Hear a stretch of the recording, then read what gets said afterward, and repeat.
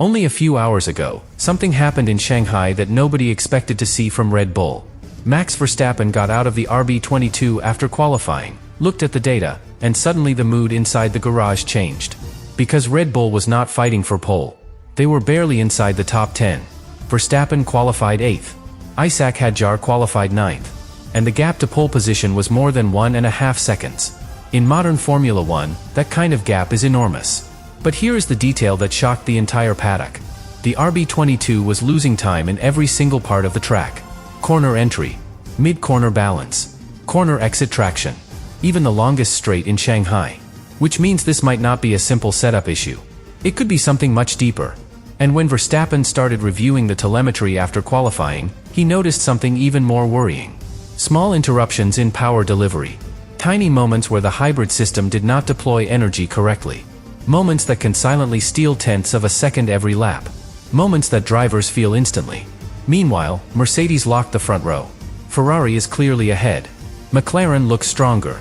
And Red Bull, the team that dominated the previous era of Formula 1, suddenly looks like the fourth fastest car on the grid. So the real question is no longer what happened in qualifying. The real question is this.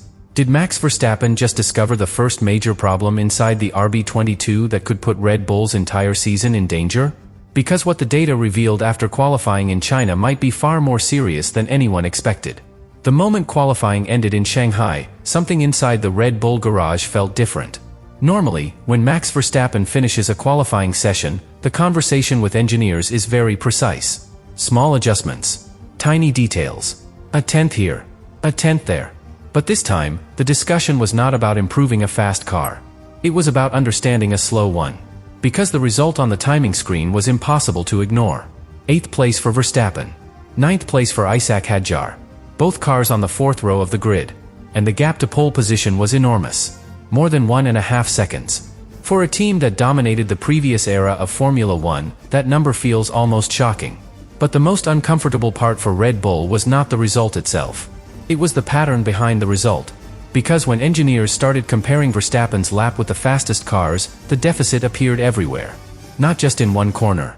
Not just in one sector. Everywhere. Corner entry. Mid-corner balance. Corner exit traction. And even on the longest straight of the circuit. When a Formula 1 car loses time in only one area, the solution is usually clear. Maybe you need more downforce. Maybe you need less drag. Maybe the tires are outside their ideal temperature window. But when the car is slow in every phase of the lap, that usually points to something deeper. Something structural in the car's behavior. And that is exactly what Verstappen started to suspect the moment he stepped out of the cockpit. During the cool-down lap after qualifying, his radio messages already sounded frustrated. Short responses. Almost no confidence in the balance of the car. But the real concern appeared once the engineers began analyzing the telemetry. Because Verstappen's lap itself was actually very clean. No big mistakes. No missed apex. No obvious driver errors. Yet the stopwatch still showed a massive gap. And that is the worst kind of situation for a Formula 1 driver. When you deliver a good lap, and the car simply cannot go faster. But as the data appeared on the screens inside the garage, one detail began to stand out. The RB22 was behaving inconsistently. In one corner, the rear felt unstable. In the next corner, the front refused to rotate properly. Then suddenly the balance felt acceptable again. Only for the problem to return a few corners later. That inconsistency is extremely difficult to manage for any driver. Because confidence disappears immediately. And without confidence, pushing to the limit becomes impossible. But that was only the first layer of the problem. Because when engineers examined the acceleration traces on the telemetry, another detail appeared. Something Verstappen had already felt during the lap. The power delivery was not always the same. Especially on the long back straight of the Shanghai circuit. Sometimes the RB22 accelerated normally. But on other laps, there were tiny interruptions in the hybrid deployment. Moments where the electrical boost hesitated for a fraction of a second. To a fan watching on television, that difference is almost invisible. But inside the cockpit, drivers feel it instantly. Because when you exit a corner and apply full throttle, you expect the car to respond exactly the same way every time. If that response changes even slightly, the entire lap becomes unpredictable.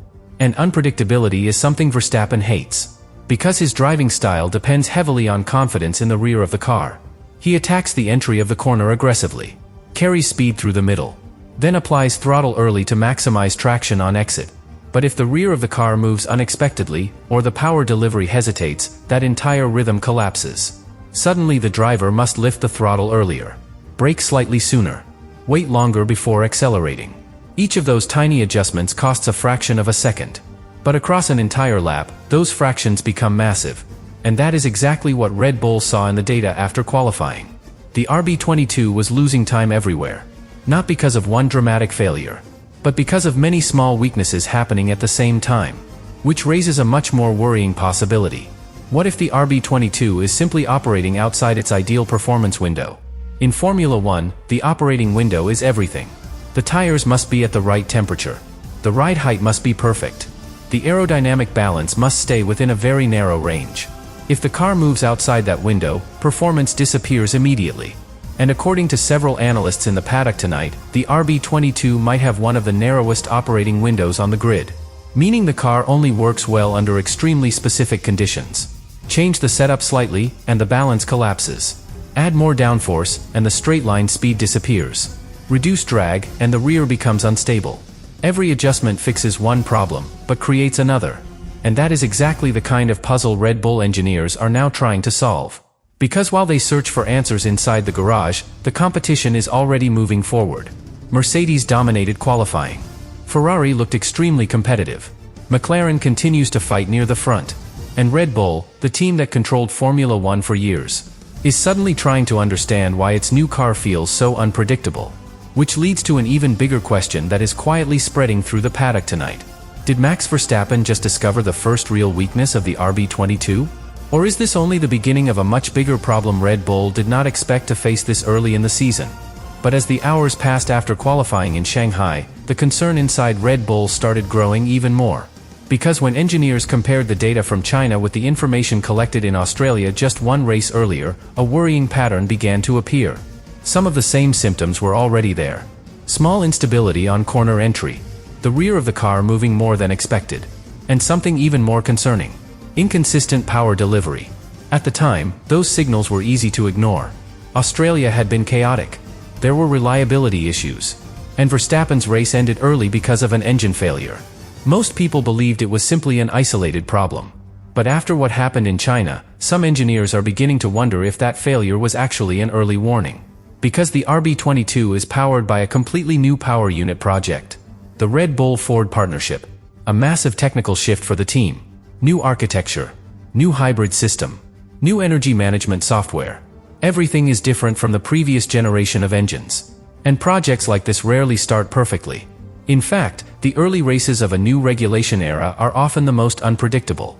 Teams are still discovering how the systems behave under real race conditions. Cooling systems are pushed to the limit. Energy deployment strategies are constantly being adjusted.